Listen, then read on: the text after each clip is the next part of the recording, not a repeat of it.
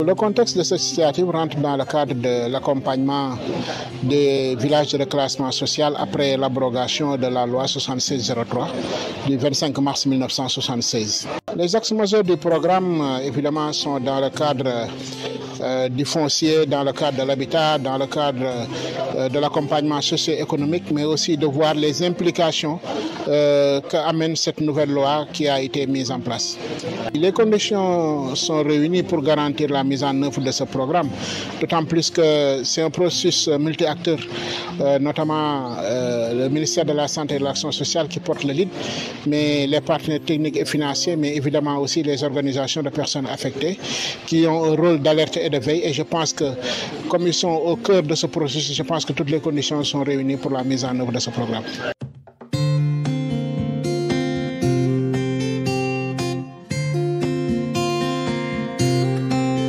Dans un poste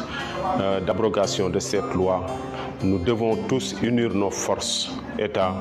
collectivités territoriales, partenaires techniques et financiers et tous les acteurs qui interviennent dans le cadre de ces communautés-là à leur apporter des mesures d'accompagnement pour accompagner leur développement, pour accompagner leur intégration, mais aussi pour accompagner leur devenir, n'est-ce pas, dans une société qui leur est ouverte maintenant. C'est dans ce cadre-là que je pense que s'inscrit l'élaboration de ce programme. Donc ce programme, normalement, doit pouvoir les réintégrer dans la société à laquelle non seulement ces communautés appartiennent, mais aussi doit être en mesure, n'est-ce pas, de les accompagner pour qu'elles puissent quand même de manière beaucoup plus importante et pertinente accéder aux facteurs de développement, aux facteurs de production et avoir les mêmes droits, n'est-ce pas, que les autres communautés avaient. Donc je pense que ce programme a l'intérêt quand même de travailler à ce que ces communautés puissent retrouver, n'est-ce pas, tous les droits auxquels, n'est-ce pas, elles ont besoin.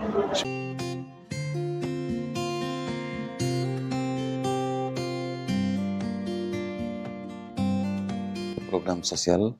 a été maturé avec l'initiative de la Direction générale de l'action sociale, mais accompagné par les partenaires, notamment la DAO, qui a d'ailleurs financé cet atelier,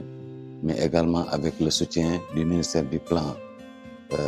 du ministère de l'économie, du Plan et de la coopération, mais également du ministère des Finances et du Budget, mais surtout avec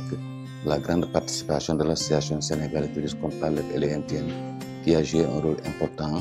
en termes de plaidoyer pour l'abrogation de cette loi. Donc,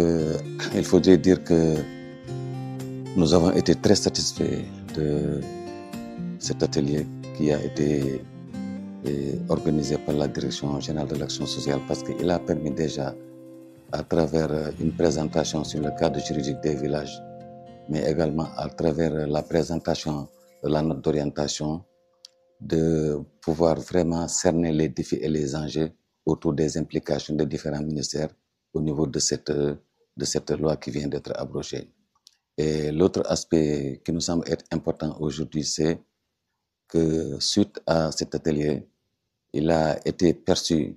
la nécessité de changer les paradigmes en matière de stratégie d'intervention. Je crois que à partir d'aujourd'hui, il est clair que il faut un réel changement de mentalité au niveau des populations, qui sera accompagné certainement par un grand programme de communication pour un changement social et comportemental. Mais surtout, ce qui est le plus important, c'est du point de vue des pratiques professionnelles. Nous sommes tous convenus qu'il faut des ruptures dans la façon dont les villages de reclassement social doivent être accompagnés à partir de maintenant, notamment leur inclusion au niveau des communes, qui doivent être le point d'ancrage des nouvelles politiques en matière d'inclusion sociale. Et je crois que, comme nous l'avons dit tout à l'heure, il y a un grand travail qui va être fait au niveau des gouverneurs, au niveau des maires, pour leur permettre d'avoir une même vision, en tout cas une même mise à niveau du point de vue de la compréhension, en tout cas des implications, et aller maintenant vers la mise en œuvre de ce programme qui est en pleine maturation et certainement qui va bientôt être validé.